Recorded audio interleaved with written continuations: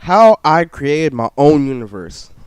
This isn't necessarily a MGTOW, so instead of men, just put mood or mood critics for this specific segment because this is how I deal with life and this is how I've learned how to be at peace of mind. And before you click off the video, I made a video last year saying how I dropped Bob Cycle 100. I got back into it because I was watching it English dubbed, and this also ties into what I'm saying in this video because a message that the anime conveyed I couldn't understand subbed, and partially because I wasn't watching subs constantly, so my mind was kind of off. I was not really necessarily doing drugs, but I wasn't completely focused at the time, and dub made it completely simplify it, and I could relate to the message a lot more easier. And without further ado, here we go on the subject. Okay, so I'm going to start off with my goal. This is our, not necessarily a part two to my last video I made responding to Kurama MGTOW's Sasuke Uchiha video.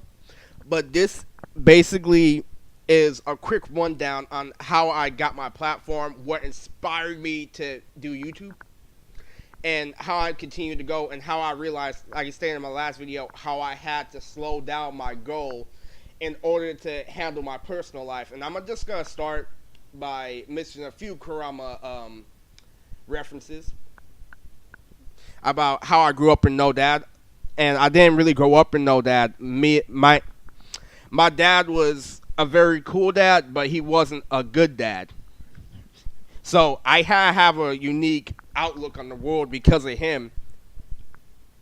Because my dad slept through a lot of women, but he was a very charismatic guy who loved Dragon Ball Z, who I could play Tekkaichi with. And I don't know if many kids can have that same experience that I had, and that's what made it special. But he wasn't too responsible because he had a whole bunch of other things to deal with, like other kids, basically. So what happened was I grew up in a household where I didn't live in a single mother household, but I lived with my grandmother, but I didn't grow up with my grandfather, and I grew up with my crazy uncle.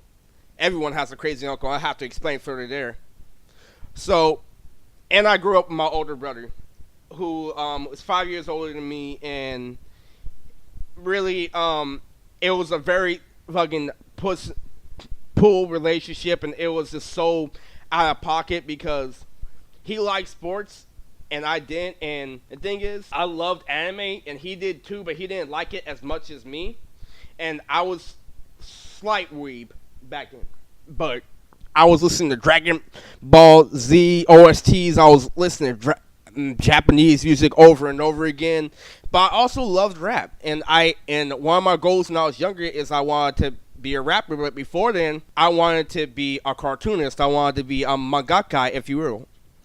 And the whole goal and the whole point I'm going to make behind this video is how this goal evolutionized and how I realized it wasn't too different for anyone else because I was raised to feel like I was special because I was sheltered. And I didn't really have a strong father figure in my life. I had charismatic figures in my life, but I didn't have responsible figures in my life. What happened was I was the happiest kid you can be. All I wanted to do was sit back and watch cartoons. I was completely content while all my friends were out socializing with their friends, riding bikes. I was staying at home, having just as much fun until I realized what I was kind of missing out. But then I'll get back to that and later on in this video. Basically, I was most content child in the world. I fucking love Dragon Ball Z.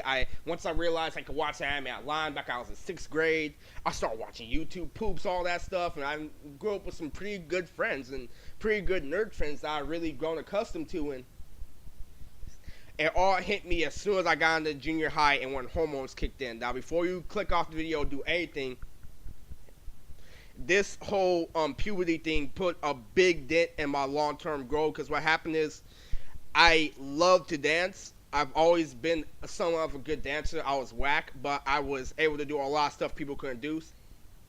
I could spin on my head, but I couldn't stay on beat. I couldn't two-step. I really like It to someone who was social, I was goofy, but to someone who came from a background just like me, I was awesome.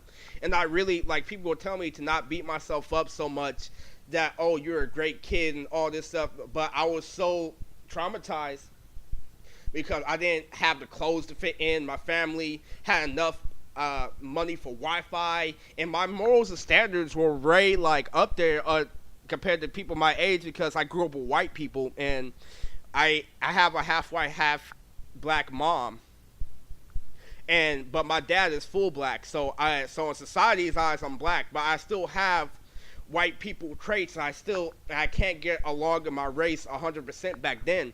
So basically, what happened is I went pussy hunting, and which was really the baddest thing I really could have done for myself. But it also woke me up. I realized it wasn't a wrong decision like I thought it was, but it was a pretty wrong decision how I was going about it. I was really getting in trouble with girls. Like I didn't know my boundaries because I wasn't socializing like everyone else. But what made me stop? What made me stop is I got a couple warnings. I stopped slapping ass. I stopped doing all that shit as soon as I got like my sophomore year in high school because I was tired of being alone. All my friends who were my nerd friends had family issues that made them have to move to different locations, and I stayed the same because my family, it was the type of family that laughed at their problems instead of actually handled them. So I was stuck asking the same questions every day. How do I get girls? How do I do this? And they were giving me very vague descriptions like, oh, be yourself. Oh, take it slow. Oh, don't try too hard. And all that shit was only partially true. And what it is I came from also an abusive family that they were making fun of me the same as the kids were because on the low they didn't want to hurt my feelings, that they viewed the fact that oh you need to stop watching cartoons, you need to go out, but they didn't go into detail. They're like you need money to go out, you need charisma for people to even invite you, to even the people to recognize you. I was told be yourself and everything will come all together, and I somewhat believed it until I saw how it affected someone else. How I had one of my friends think just like that, and he got a lot of attention, but it was all to play him. And that's cut short, simple. So what happened was I was going crazy because I couldn't fuck bitches, because I couldn't go to parties, and since I loved to dance, I was really hurt by that. I loved to dance, but I didn't like sports. I hated sports. I tried sports freshman and sophomore year in high school, and it just did not work out for me. You know what I'm saying? I was extremely talented coming in dancing, but I wasn't the best. You know what I'm saying? I didn't have boundaries for myself, and I was overconfident, and then I was underconfident when I needed to be because I didn't have my dad there to guide me through the self-awareness and the self-growth. And what ended up happening is I ended up so fucking lost that I ended up moving out of my mom's house, basically homeless, when I was 21, which is a really young age for someone who's inexperienced, and I didn't have a car, I didn't have nothing. And what was the crazy thing is I was just getting the social value that I was been working hard for so long. I was buying new outfits every week because I realized the woman I was trying to get at didn't give a fuck about my backstory. They didn't give a fuck if I came from an abusive family. They didn't give a fuck about how passionate I was. And to be honest with you, some of them wanted me to be the savage that I used to be, that you used to act out. I used to fit the description of a loud black guy who just did what he wanted to do and didn't think about the consequences, slapping the ass left and right. And you know what I'm saying? I didn't want to do that because I was scared. You know what I'm saying? I ended up being scared of it, of women. So I did it the right way, and I came at them. I improved my swagger, but all that shit went downhill as soon as I stopped living with my mom and I had to pay bills. And it hit me home. What happened was I got back on my feet eventually, but let's backtrack a little bit. And to what really traumatized me was I realized I wasn't too different from everyone else. I like anime and I like rap, and it grew substantially, and it gave me a little bit more leverage now, because back when I was in high school, people used to make fun of me for that exact reason. I was black and I liked anime, but I still stayed strong. I was always dancing all the time, but I was always working on my manga, always fucking thinking about rap ideas, doing all this shit. I was so dedicated to my goal that what happened was I joined an online group that was into the same thing, just like me, a rap group. You may not even heard of them, but I'm not gonna blast them now. But this group had the same ideals that I did, and I still couldn't fit in because I wasn't all in depth in my goal like I thought it was. I was looking at the goal from my perspective. I was looking at manga in terms of an African American who loved hip hop's perspective. I'm not necessarily that, but I was literally, it made me literally think that anime characters thought like black people. As crazy as that seemed, I was smoking weed in my and I was watching these animes. I'm like, hey, this nigga Goku go, you know what I'm saying? And that's not necessarily what are going through these characters' minds, you know what I'm saying? But because I was trying to fit in, because I was adjusting to the lifestyle of hip hop, it made me, it started my channel growth. It started all this shit because half the people who liked anime did not like rap that I was trying to get along with, and they didn't like my ghetto side. I started losing a lot more friends, and basically now that the dynamic of anime is more broad towards a more mainstream audience, it's not up there yet, but it's getting there. I basically started to realize how disgusting people can be. Like, I started to get a lot more girls because they recognized my channel from I got some Instagram clout, but they weren't supporting me 100%. They're supporting me on the outside and on the inside. And let's go back to that goes back to my pussy addiction thing. I got some, but what happened was I wasn't wearing the pants. You know what I'm saying? I was fucking traumatized, and it felt so fucking good. And you know what? I came down, I'm gonna be like, it was better than what the fuck I was doing, and I needed to wake up. But I can't blame anyone else for putting myself in that position than myself. But I feel like what needed to happen. But the main point is I wasn't in charge.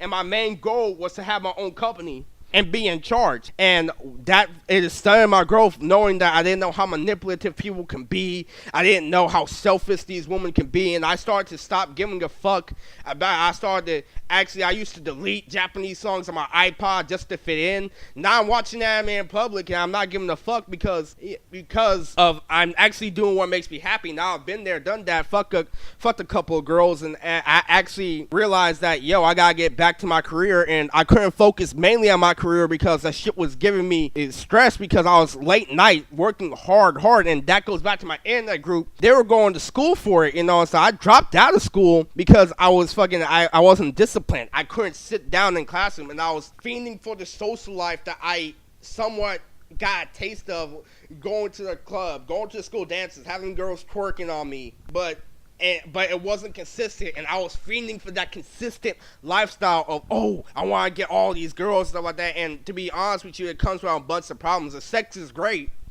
but it comes with too many problems. And what happened and how I got my peace of mind is that I recognized that I have great goals, but I had unrealistic methods of trying to reach them, that I needed to take constructive criticism. Yes, I do like dancing. Yes, I do like bitches. And yes, I do like all this shit, but you have to have money to get all those things. Not all of them. Not every woman.